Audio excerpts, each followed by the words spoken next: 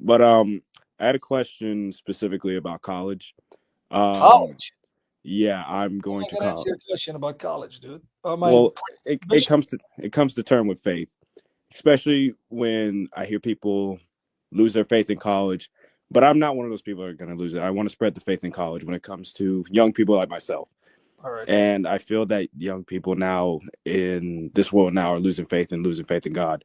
So I want to know, how do I become more bold when it comes to spreading the gospel and letting people come to Jesus?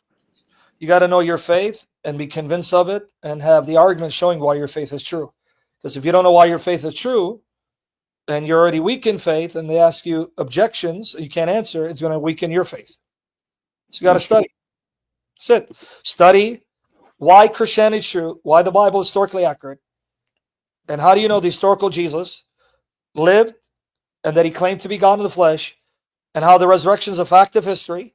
Once you know the facts that establish these things as true historically, then your faith will be stronger and you'll be ready to face objections.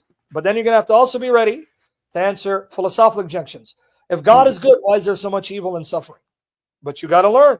So you can't just jump in and then evangelize and you're not prepared and you're not strengthened and you're not solidly planted in your faith, foundation of your faith, Christ. Because once they start asking questions and you're weak, can't answer, it's going to chip away at your own faith. Got that. So study the evidence for the resurrection. How do you know it's a fact of history? Too many books, too many YouTube channels that specialize in that.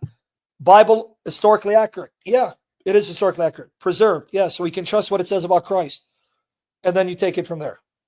All righty. Thank you.